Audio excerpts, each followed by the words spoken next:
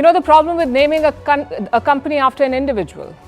What do you call it when that person is fired? Case in point, Byjus, named after Byju Raveendran. He's not been fired yet, but investors want to do it. And India's agencies have issued a lookout notice for him. So how did the poster boy of Indian startups become a cautionary tale? We'll discuss that tonight. In contrast, the story of a company that seems unstoppable. Nvidia has beaten expectations with its earnings and caused stock market rallies across the world. Meanwhile, China is back to panda diplomacy. We decode the reset with the US, the one that they're attempting. Joe Biden is calling Putin names and making news for tripping again. Somalia is trying to checkmate Ethiopia with a new security pact with Turkey. We'll explain that. In Afghanistan, heritage sites are being bulldozed under the Taliban's watch. In India, a row over players picking IPL over domestic cricket. Why China is one of the most expensive countries to raise a child. Why the young are going to sleep early. And a conversation from the Raisina dialogue featuring the Foreign Minister of India. All this and more coming up. The headlines first. France accuses Russia of threatening its militaries as Moscow warned of attacks on French patrol missions in international airspace. This is the latest accusation by Paris against aggressive Russian behavior. France is a major supplier of weapons and aid to Ukraine. Albanian parliament approves a controversial migrant deal with Italy. Under the deal, Albania will host migrants rescued in Italian waters. Rome will pay for the infrastructure and security. The agreement has been slammed by opposition parties in both countries as well as by human rights groups. Campaigning begins for Iran's legislative election. Voting will take place on the 1st of March. The polls are expected to tighten the conservatives' grip on power. This is the first election in Iran since the 2022 protests over Mahsa Amini's death. The United Kingdom to quit a fossil fuel-friendly treaty. The agreement allows fossil fuel giants to sue governments over their climate policies. France, Germany, Spain and the Netherlands are also exiting this controversial treaty. And former Brazilian footballer Dani Alves sentenced to 4.5 years in jail. A Spanish court found him guilty of raping a woman at a Barcelona nightclub. The incident took place in December 2022. Alves, who testified at his trial, can file an appeal.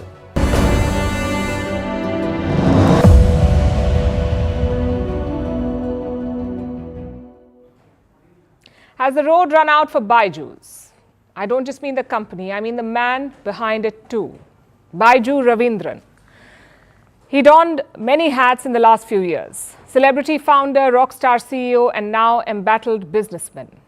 He's been trying a lot of things to turn Byjus around, but the investors are not buying it. A group of them has called for an EGM tomorrow. An EGM is an extraordinary general meeting. Corporate laws allow shareholders to call such a meeting. The idea is to discuss urgent issues, hence the extraordinary angle. A couple of questions now. One, who called this meeting? Key investors like the Chan Zuckerberg Initiative, General Atlantic, Process Ventures and Peak XV. Question number two, why did they call this meeting? To discuss a change in leadership. In simpler words, to remove Byju Raveendran. Now reports say the investors wanted to rejig the board, Raveendran and his family out, new faces in. Just one problem though, the courts have now stepped in. Once the EGM was announced, Byju Raveendran moved the Karnataka High Court. He said the investors did not follow the rules and the court agreed. It has granted interim relief to him. So any decision taken at the EGM will be non-binding.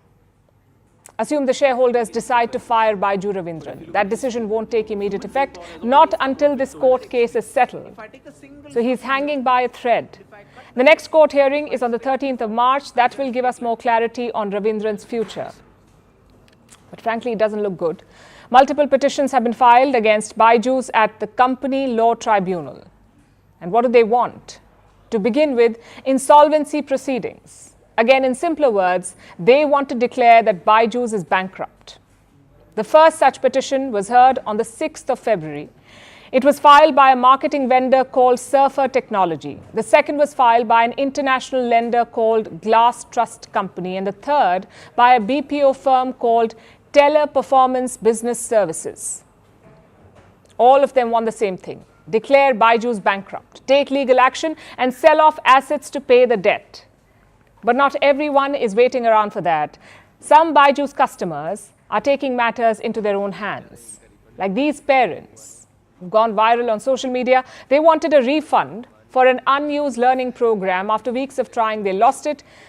They went to the local Byju's office, took down a television installed there and took it home. You have to see this. ये video बना रहा हूँ मैं क्योंकि ये TV ले जा रहे हैं, इनका रिफंड जो है अभी तक नहीं हुआ है। नहीं मान रहे, ले जा रहे हैं, ले गए, ये नहीं मान रहे। क्या ठीक है सर, बिल्कुल आप बात कर लीजिएगा एबीएस सर से। ठीक है चलो। Now, we don't condone this. This is no way of recovering your money. There are legal means for that. But we do understand the emotions here. Byju's used harsh tactics to gain customers. Their employees talked of a toxic culture like pushing products on parents who could not afford them, or setting unrealistic targets for salespersons, or feeding the fears of students. This fueled the rise of Byju's. But it also left many families broke. So now they want answers, or in this case, a television. But the company's investors have gone past that stage. They don't want answers anymore. They want Byju Raveendran gone.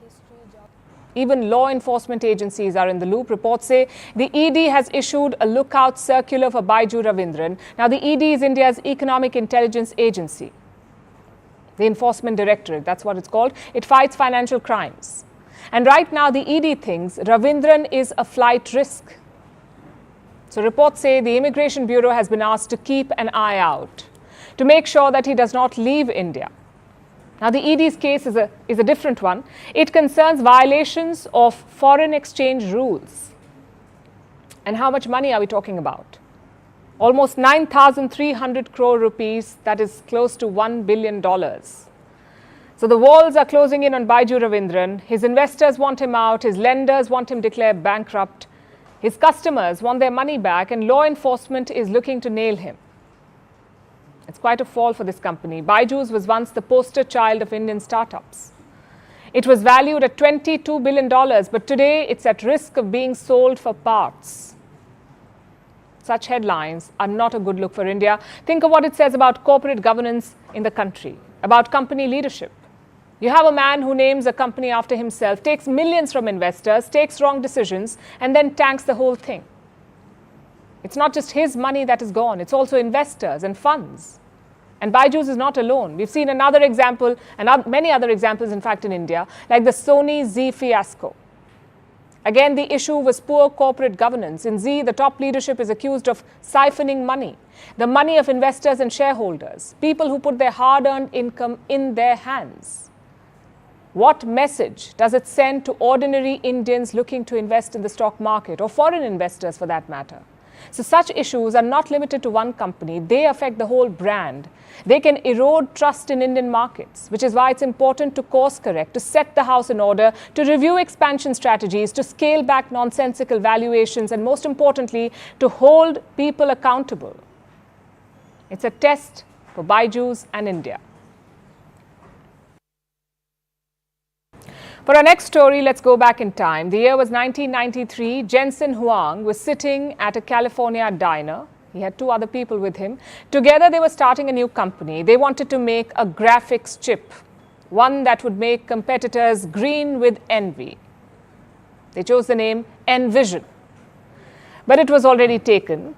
So Huang suggested another name, NVIDIA. It's from the Latin word invidia, which means envy. Now, 30 years later, NVIDIA is truly the envy of the world. The company reported its earnings in the fourth quarter. It was over $22 billion, which is 22% higher than the last quarter. When you compare it to last year, revenue is up by 265%. Imagine that, 265% up. NVIDIA is already a Wall Street darling. Its stocks have tripled in value since last year. This time, Wall Street had lofty expectations. NVIDIA managed to beat that too. And it sent the markets rallying. NVIDIA shares jumped 12% in pre-market trade. It caused other tech stocks to soar. Asian markets joined the sentiment. Japan's Nikkei hit a record high. It was for the first time since 1989. Traders in Tokyo even broke out in applause.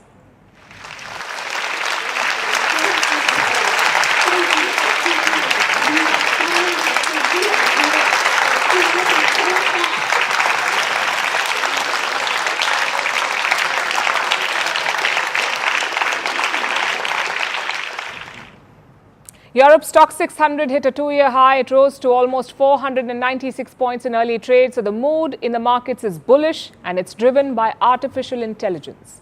Investors believe AI is the future, and leading that wave is NVIDIA. Here's what founder Jensen Huang said, and I'm quoting, "Accelerated computing and generative AI have hit the tipping point. Demand is surging worldwide across companies, industries, and nations." So Huang says AI is at a tipping point. AI systems need millions of powerful chips to run, which means NVIDIA will only keep growing.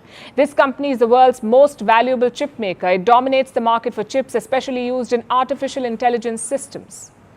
We've all heard of ChatGPT. It was trained on thousands of NVIDIA chips. Microsoft, OpenAI, Amazon, Meta, Google, all of them have deals with NVIDIA. They're buying chips in bulk. Why? Because it's the only player offering what they want. NVIDIA has had a head start in this race. They took a bet years ago at a time when AI was not even the cool thing, and that bet is now paying off. NVIDIA became a $1 trillion company. It's America's third most valuable company after Apple and Microsoft. Right now, it is the most traded stock on Wall Street. So what's next for this company? It's planning to ship a new chip called the B100. It is said to be exponentially more powerful and has further raised expectations of many more years of explosive growth. So NVIDIA looks set to dominate the market, but it's not like they do not have any challenges. Top on their list are restrictions. The US has restricted the export of high-end AI chips to China. NVIDIA is still selling to China, but the numbers have dropped significantly. Then there's supply. The company is scaling at a record pace, yet it is struggling to keep up with the demand. And the third challenge is competition. NVIDIA has a target on its back. Everyone wants to make chips now. As of today, their biggest rival is a company called AMD, Advanced Micro Devices, AMD. It has released a new AI chip, one that could challenge NVIDIA's dominance. Now guess who runs this company? Lisa Su, who happens to be a cousin of Jensen Huang. I guess they talk chips during family dinners. Meanwhile, OpenAI is toying with this idea. It wants to start its own AI chip venture, and it wants some $7 trillion for that. Intel is investing in this space. It has struck a deal with Microsoft that could be worth billions. Amazon has a custom-built chip for training AI models, so the race is very much on. At this point, the others are trying to catch up. But this is a high-stakes game, and NVIDIA will have to work very hard to remain on top of the curve. Here's a teenage quiz for you. How do you know if someone likes you? Maybe quick glances in the classroom or some cheesy one-liners. Well, geopolitics is quite similar. Countries have their own way of saying they like you, their own love language, if you will. And for China, that's panda diplomacy.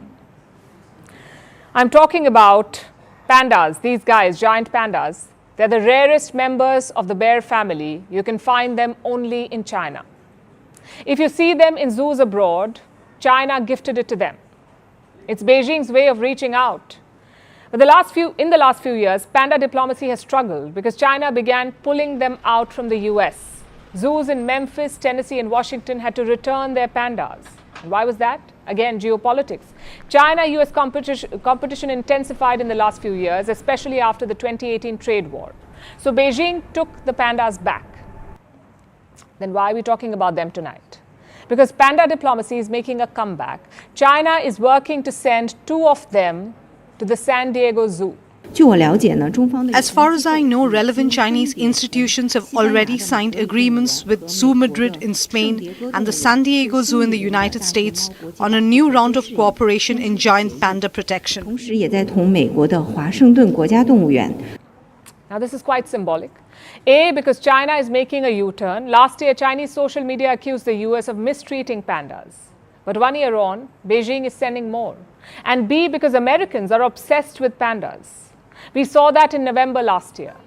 2 giant pandas were leaving the Washington Zoo. Their farewell was quite emotional. Once we heard that they were going back to China, we knew that we had to bring her here to see them. I'm sad to see them go. Oh, yeah. I want to miss them and I want to hug them. Who knows if they'll be back?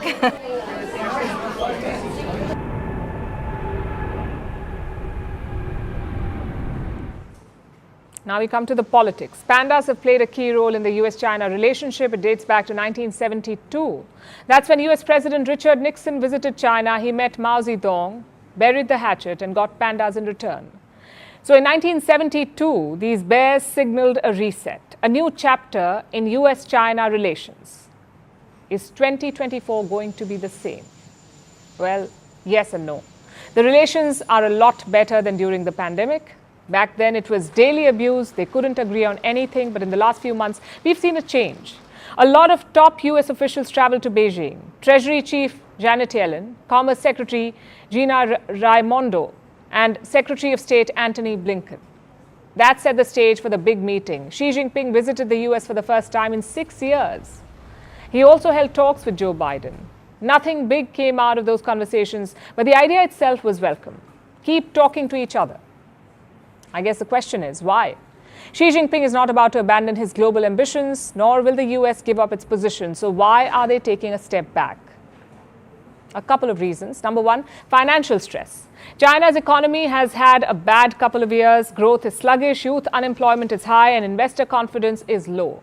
So Beijing needs time to build things back. The US too struggled financially. Their inflation reached a 40-year high in 2022. So Joe Biden needed a breather. He was already dealing with a war in Ukraine. The last thing he wanted was a conflict in Asia. Reason number two, a number of close calls. The first one was in January last year. A Chinese spy balloon was spotted over American skies. The US eventually shot it down. The second was in June. A Chinese warship cut across an American destroyer. It was a dangerous and risky maneuver. The third incident was in October. A Chinese fighter jet flew very close to a US bomber. Again, a risky maneuver. So both sides asked the same question. What if these close calls escalate into something more? What if there is miscommunication? It would be deadly for both sides. And finally, number three, self-interest. The US and China are deeply interconnected. Their economies, their industrial base, their markets, everything is closely linked. So clean divorce would be ugly for both sides, which is why the US won't decouple from China. They will only de-risk. It's all about self-interest. I think we brought greater stability to the relationship, not moving away from or ignoring the fact that, yes, we have a competition. There are areas where we are contesting each other, but there are also areas where we can and should cooperate because it's in our interest to do that. China will firmly safeguard its legitimate rights and interests and act in a sense of responsibility for the history, for the people and for the world to work with the US side to implement the common understandings between the two presidents and move the bilateral relations forward along the right path of mutual respect, peaceful coexistence and win-win cooperation. In the short term, this is good. We're talking about two of the biggest economies in the world, also the two biggest militaries. So we need them to work together. But what about the long term? I wouldn't bet on it. The US is still focused on containing China in the South China Sea, and Beijing is still intent on poking American allies, on land grabs and expansionism. These differences may never disappear. For example, the US will soon have 5 aircraft carriers in the Western Pacific. It's an unprecedented deployment. It definitely doesn't signal a backward step from the US. So all this panda diplomacy is about the next best thing, about laying ground rules of engagement, about competing and not fighting. But to do that, you need political maturity, not the strong suit of China or the US. So this reset is on shaky ground. There could be a US-China reset, but there's no love lost between America and Russia. On Wednesday, Joe Biden called Putin a crazy SOB. Yes, those were the words used by the US president. Putin has not replied to this barb, but the Kremlin has. It called Biden's comments a huge disgrace. Russia accused Biden of trying to act like a Hollywood cowboy. This isn't the first time Biden has cursed Putin.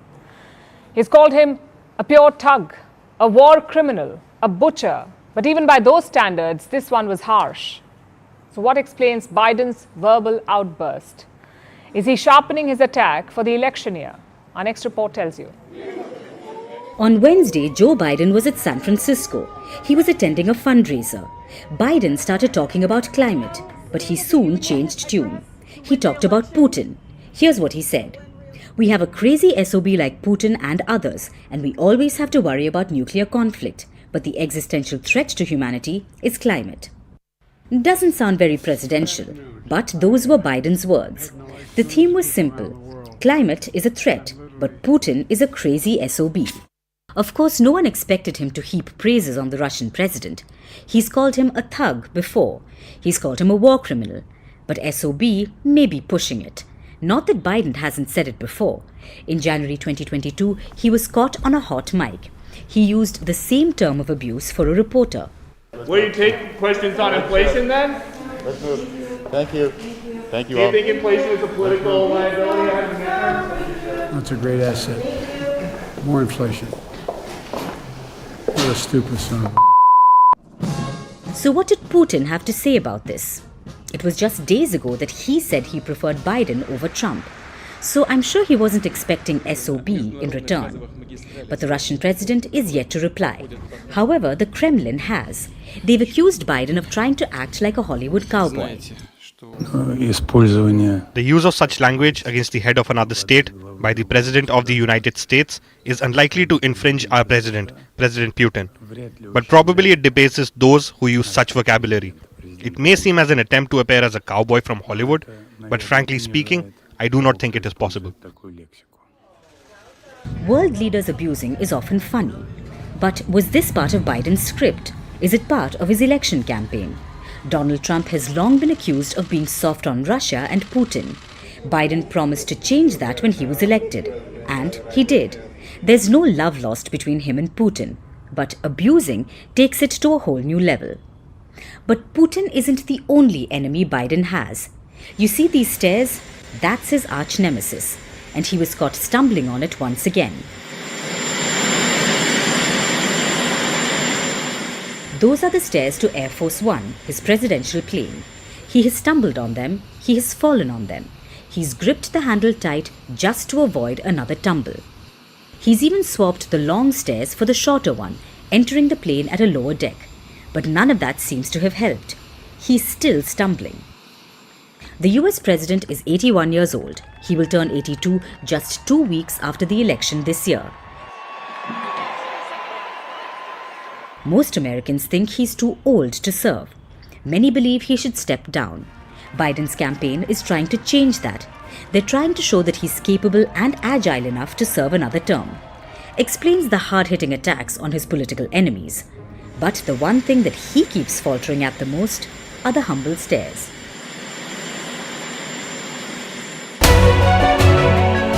Vantage continues after a short break.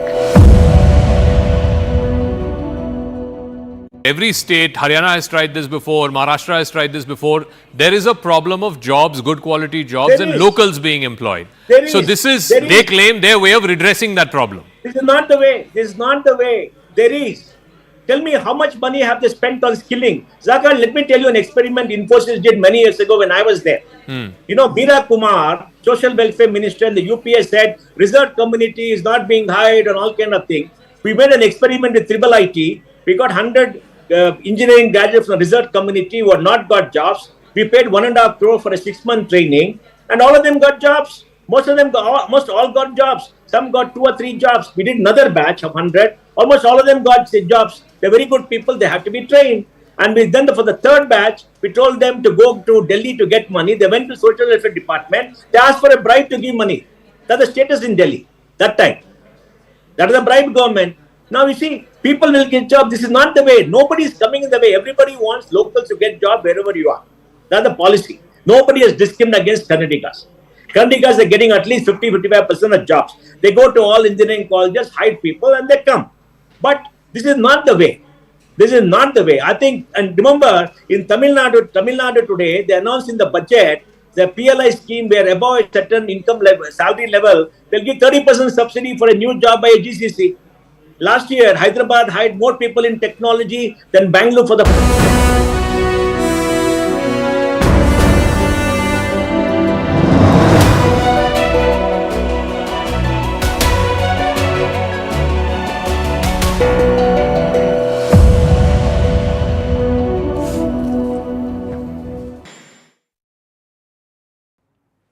Leaders abusing each other does sound funny, but it's also a sign of our times. Political discourse has fallen to a new low. Trust in the global system is eroding, and the so-called Western way is being challenged. Most countries agree that the current system has to change, yet questions remain. Who should lead that change? What will that change look like, and how can we accommodate the many truths of our world? That was one of the topics for discussion at the Raisina Dialogue today. It's India's premier diplomatic gathering. Its 9th edition kicked off in New Delhi on Wednesday. Today, I got a chance to interact with a panel of speakers, including India's Foreign Minister S. Jaishankar. Here's an excerpt. Would you say that let's reform the current system or let's build a new one altogether? And if we were to build a new one, whose ideas and values would shape this new system? Well, I think the word broken may be too strong. It's like, the battery's discharge. It's running on very low energy.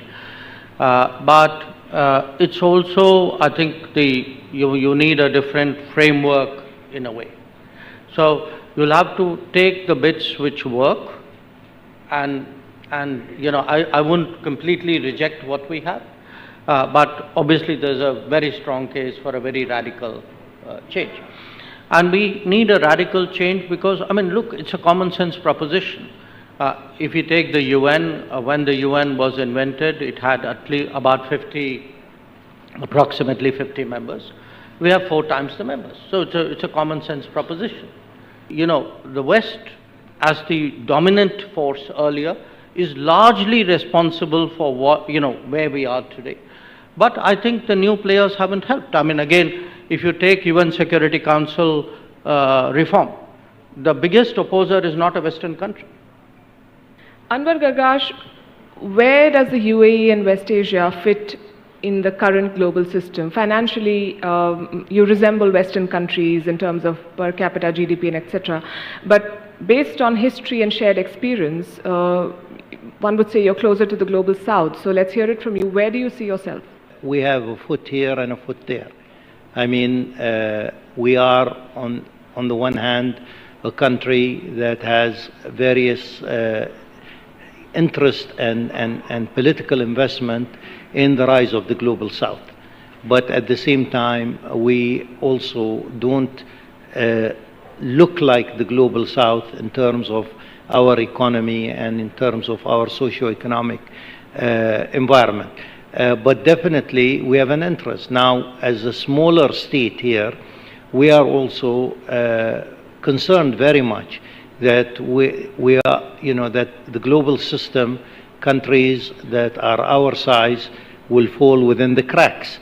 Often also a tendency to look at Africa as a monolith, as against 50 or more than 50 different independent, proud countries with possibly some common challenges, but also some unique challenges. So do you think that this approach that we have right now does not take into account the cultural differences and the histories of various African nations? Yes, and obviously that's a challenge, and Africa is a very diverse continent. As we, of course, pursue unity as a continent, so it's okay for us to be viewed as an entity that wants to be stronger and powerful and have a voice as a continent. But I think that the broad brush about the condition and the engagement sometimes is not helpful. Is it okay for 54 African heads of states to be summoned in one capital by one leader to be read about the plan of that country and take pictures and leave? Depends on what is the nature of the partnership with that particular country and the work and the history that has gone into putting that initiative together. So there's a bit of resentment now and a bit of rethinking about Africa's partnership with the rest of the world.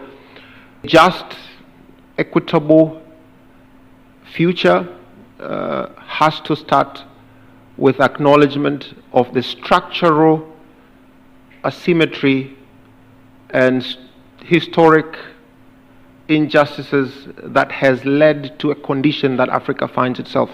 There's also confusion on what these Western/universal values are anymore, because in your own country you have a prime ministerial frontrunner who's saying some very disruptive things about not taking in Ukrainian refugees and not giving aid to Ukraine. Or, for instance, in the US you have a Donald Trump who's talking about unilaterally abandoning multilateral commitments. Does this frayed national consensus in some of the Western powers impact international institutions as well? And then why should global South countries trust the West?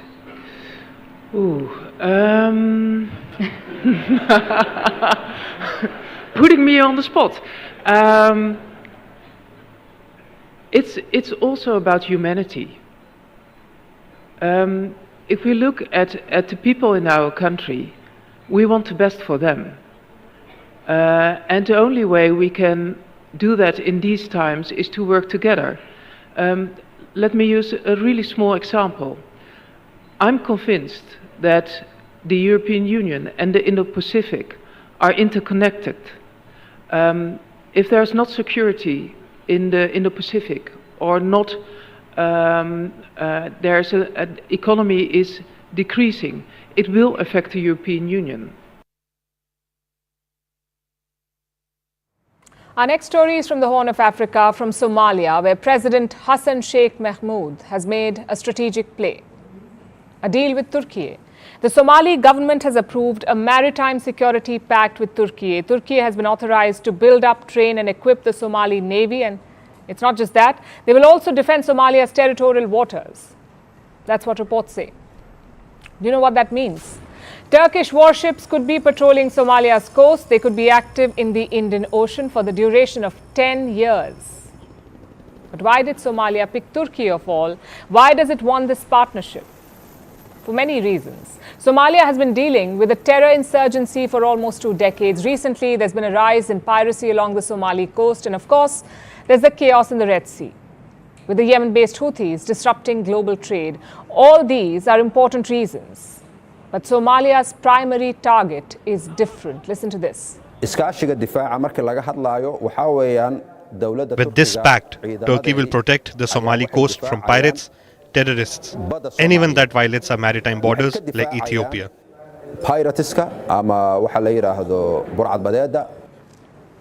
Ethiopia, Somalia's neighbor and nemesis. The maritime deal is aimed at countering Ethiopia and stopping it from executing its port plan. What is that? We've discussed it on the show, but in case you missed it, here's a quick recap. Ethiopia is landlocked. They don't have access to a port.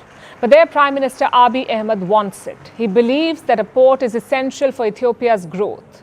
So on the 1st of January this year, Ethiopia struck a deal with Somaliland. It was a port deal. Somaliland is going to provide port access to Ethiopia and allow Ethiopia to use its coast to build a navy.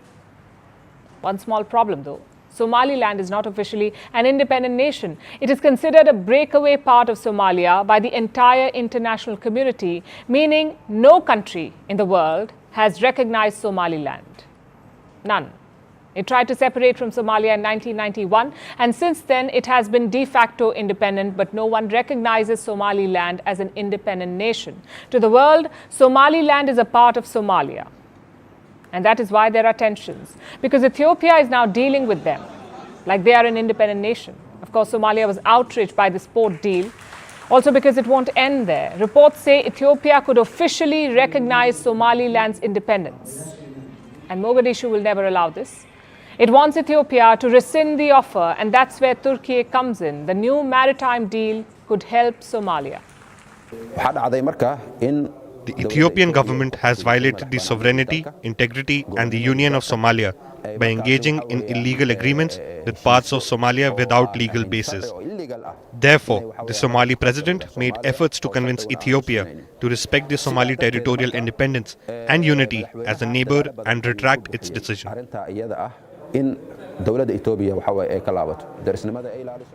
As he said, the deal could convince Ethiopia to back down. After all, would Abiy Ahmed dare to take on the Turkish Navy? Remember, Turkey is a NATO member. An attack on one member is an attack on all of NATO. So Ethiopian aggression is almost out of the question, and this severely limits Abiy Ahmed's options. The maritime deal is a smart move by the Somalian president. We have been at war with terrorists to liberate our country, and today we will start engaging in another war to defend our maritime areas from the terrorists or those who have violated our lawful rights and the international rule of law, so that we live up to our international duty on this matter. He said Somalia will start engaging in another war today to live up to its international duty. Now, that may be overblown rhetoric, but the signal is quite clear. He believes that he has cornered Ethiopia, and he is confident that the world is on Somalia's side. The ball is now in Ethiopia's court. Let's see how Abiy Ahmed responds. Now, let's look at Afghanistan. The country is being ruled by the Taliban. They've been in power for more than 2 years now, and they took over after the US withdrew its forces in 2021. One of the first things we were told was that this was a different Taliban, supposedly a softer, social media savvy version. None of it seems true, though. They took control, then proceeded to oppress women and crush resistance, all along expected lines. And something else was also expected, the death of Afghan culture. During their first stint in power back in 2001, the Taliban had destroyed the Bamiyan Buddhas, the largest standing Buddha statues in the world. The Taliban blew them up. And now they're said to be ruining Afghan heritage again. Here's a report. This dry, sandy wasteland is Balkh. It's a part of Afghanistan, located in the north of the country, at the crossroads of Western and Central Asia. Today, it looks like a wasteland, but long ago, Balkh was rich. It was the center of an ancient kingdom, known in the West as Bactria. It was a major stop along the Silk Route, which brought the region its riches. That was a long time ago, though. Today, Balkh is in ruins, dotted with artifacts and monuments. They are all that remain of the region's ancient culture. Afghans have been trying to protect these sites for years. Historical monuments and sites are our country's identity. They are a great asset for our country. That's why we want to preserve these treasures so we don't lose them. We want to safeguard our historical sites and monuments and repair them so we don't lose them.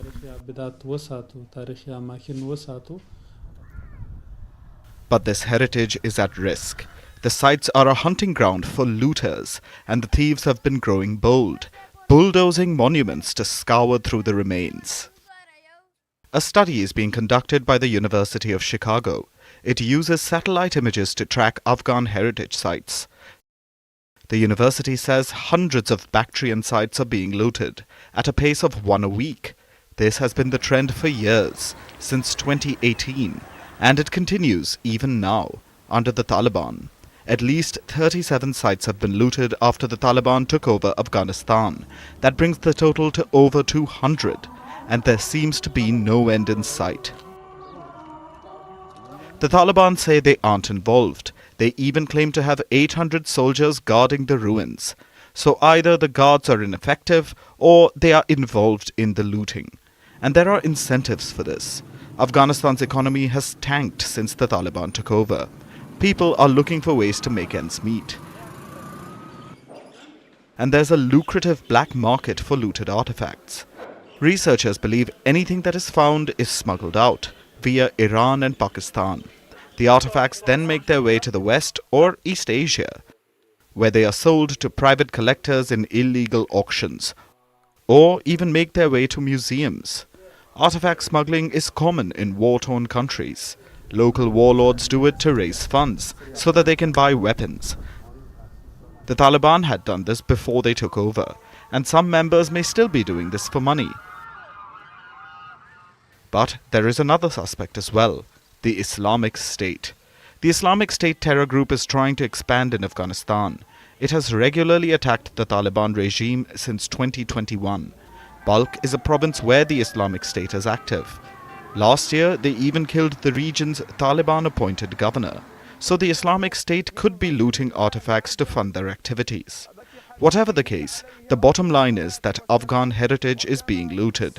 It is being smuggled out of the country and sold to rich nations, depriving Afghans of their history and culture.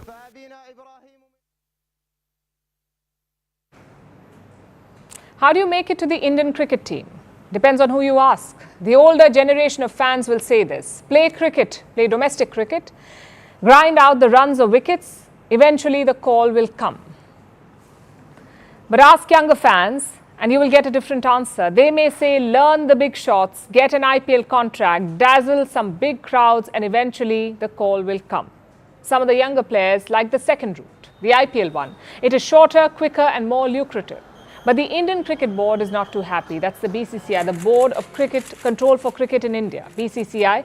Their secretary has written to top Indian players, and this is what he said. I'm quoting: some players have begun prioritizing the IPL over domestic cricket, a shift that was not anticipated. Every cricketer aspiring to play for India must prove themselves in domestic cricket. Non-participation in domestic cricket will carry severe implications. So two messages from the BCCI. One, if you want to play for India, play domestic cricket, your Ranji trophies and Vijay Hazare tournaments. That remains the yardstick. And two, if you skip these tournaments, there will be consequences. Now the BCCI is very serious about that. They said no player tantrums will be tolerated. If you're fit, you must play. No ifs or buts. If you don't follow cricket, this may be confusing. After all, why would cricketers refuse to play on purpose? Isn't that counterproductive? Well, bear with me for a moment. Right now, the Ranji Trophy is underway in India. It's the most prestigious domestic tournament in the country. States and regions compete against each other. The Ranji final ends on the 14th of March. The week after that, the IPL will kick off. The first match is on March 22nd. So just 7 days separate the two events. Now imagine you're a cricketer in India. You played in the Ranji tournament. You picked up an injury there. Chances are 7 days won't be enough to recover. So how will you play the IPL? Well, you can't. You may have to skip the tournament and the payday. So many players are doing the opposite. They're skipping Ranji Trophy to play the IPL to make sure that they're fit and ready. A classic example is Shreyas Iyer. He has opted out of the Ranji Trophy quarterfinals. He told the State Cricket Board that he has back pain. But the top physio disagrees. He says Shreyas Iyer has no fresh injury and is fit to play. So why isn't he taking the field? Well, only he can answer. But Shreyas Iyer is not alone in doing this. Many cricketers have been accused of doing the same, of picking the IPL over Ranji cricket. So we're asking two questions tonight. One, why are they doing it? And two, why is it wrong? To answer the first question, the IPL is a golden ticket. There's more viewership, more colour and pomp, and of course more income. The average salary in the IPL is 3.3 crore rupees, which is around $450,000. Compare that to domestic cricket. The Ranji Trophy pays up to 60,000 rupees per day. Let's assume you make it to the final. Even then, it's under 26 lakh rupees for Ranji, which is around $31,000. Now you do the math. 400,000 versus 31,000, not to mention the fame and endorsements from the IPL. I know cricket purists won't be happy. For them, domestic cricket is the original. It is the epitome of skill and dedication. But cricketers are also human beings, remember. They have families to care for, bills to pay, and a future to plan. Because that Ranji salary won't come every year. By their late 30s, most players retire. So by then, they need to make money, and a lot of it. Enough to sustain in the long term. So before you judge them, think about that. As for the BCCI's worry, it is understandable. You don't want domestic cricket dying out, so red lines have to be drawn. The trick is to draw that line somewhere in the middle. A balance between the IPL and domestic cricket, maybe scheduling it differently, or investing more in domestic cricket, or paying domestic players more.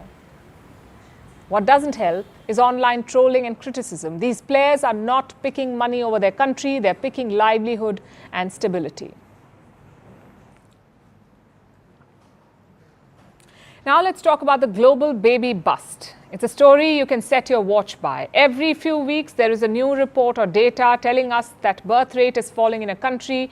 It is too low to sustain economic growth. Despite the best efforts of governments, it has been hard to reverse. Recently, this demographic doom has been pegged to China. In 2023, its population fell for a second consecutive year. Now, a new report is out. It says China is one of the most expensive countries to raise a child. Cost of childcare is about 6 times its GDP per capita. 6 times. Why is the cost so high in China? How does it compare to other countries? Is childcare cost the reason behind China's falling fertility rate? And what is China trying to do to fix it? Why are they failing to fix it? Our next report tells you. Having children is expensive, no matter where in the world you live. But if you live in China, the situation is dire. The world's second largest economy also has the second highest cost of childcare, only behind South Korea. Here, an average parent spends about $75,000 to raise a child from birth to age 18. If the child goes to college, as most of them do, because let's face it, this is China we're talking about, then the cost obviously rises. Parents shell out about $95,000 to support a child from birth to a bachelor's degree. If we put this in relative terms, the numbers are shocking. The cost of raising a child until they're 18 is around 6.3 times the per capita GDP in China, meaning people spend about 6 times their total disposable income on child rearing. Compare this with other nations. It's 4.2 times in Japan, 4.1 times in America, 2.2 times in France, and 2.08 times in Australia. All these nations are struggling with the population crisis, so their childcare costs aren't great either. Yet China is the reigning champion among them. And the world runners-up, like we said earlier, South Korea, has the highest cost of child rearing. It is 7.7 times the GDP per capita. Meanwhile, South Korea also has the lowest fertility rate in the world. Do you see the connection here? A high cost of childcare is directly linked to a low birth rate in the nation, which is why the sleeping giant is facing a rude awakening. In 2023, China's population fell for the second consecutive year. The number of births fell to about 9 million. That's half the number from 2016. But the question remains, why is the cost of childcare so high in China? It's mainly due to the cost of education, which is high from the get-go. Preschool services in China are mostly private. Therefore, they charge big bucks. This high cost persists till the child goes to college. The tuition in China may sound cheaper than that in America, but there is a key difference. In many Western countries, a student loan provided by the state is much more common. In China, though, the burden usually lies with the parents. Now, China has brought a number of measures to boost its birth rate. In 2017, it abandoned the decades-old one-child policy. Now, it encourages women to have up to 3 children. The government is throwing money at the problem as well, like giving cash subsidies for more children or discounts on IVF. Policymakers are taking the superstitious route too. This is the lunar year of the dragon. So governments are urging people to have so-called dragon babies. But so far, the government has made little dent. The birth rate is stubbornly falling because China is missing the point. It's not prioritizing childcare costs. If policymakers want a bigger population, they should do more for those who want kids, like cash, tax and housing subsidies, educational reform, and equal maternity and paternity leave.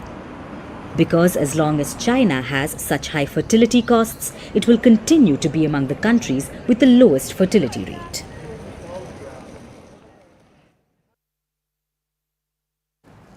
Our last story tonight is about the 21st hour of the day, 9 p.m. It is like a strong, ever-evolving friendship over a lifetime. 9 o'clock changes in meaning. You find yourself doing many different things. When you're young, 9 p.m. means hitting clubs or leaving a restaurant to catch a late-night movie. But when you have young children, 9 o'clock also comes at you fast, like a tiny window of precious time you can call your own. And irrespective of age, 9 p.m. could even mean a daily dose of Vantage. At least we hope so. But there is one thing you would rarely do at 9 o'clock. Go to bed. That's shaping up to be the new norm. 9 p.m. is the hot new bedtime, not for middle-aged tired people or rowdy toddlers, but for 20-somethings. Gen Z is going gentle into the good night. According to surveys, more of the Gen Z are going to bed around 9 p.m. For millennials, it is around 10 p.m.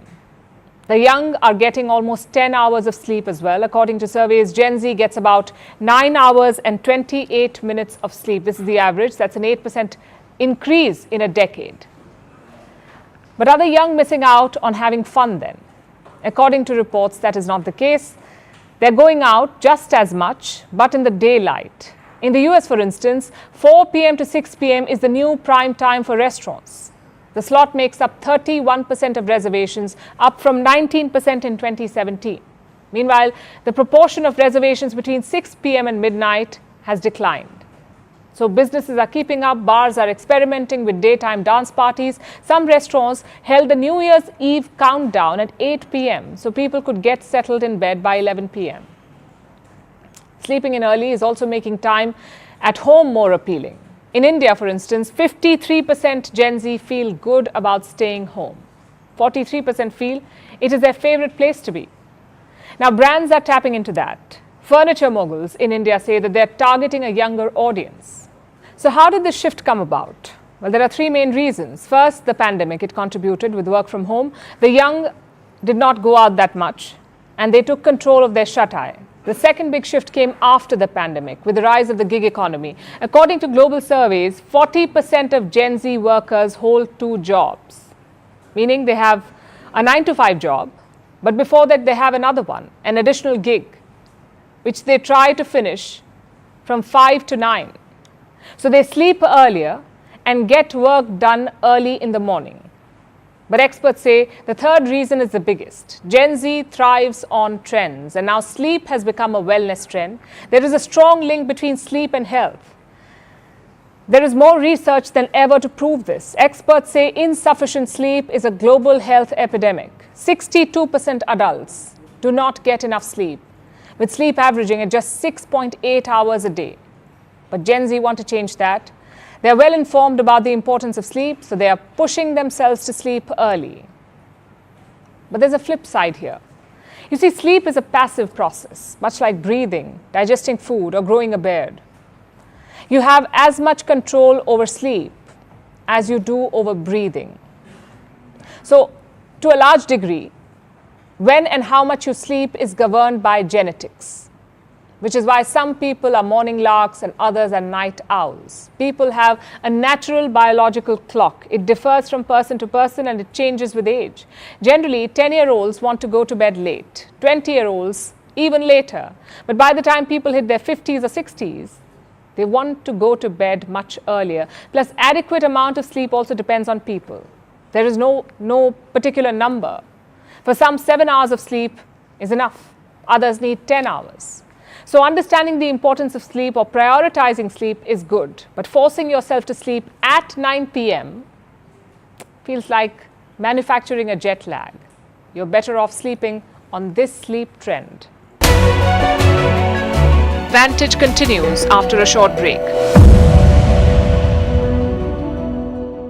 Yes, and that is come by NASSCOM. NASSCOM gave the report. They constructed more real estate commercial property than Bangalore, first time in 30 years that I know of, because I've been observing for 30 years. So we must be aware, we must market, we must get more people, we must get a conducive estimate. As it is, Bangalore's got a bad name because of traffic. The government promised many months back, in 100 days we're going to improve traffic. What has happened? How much of it has happened?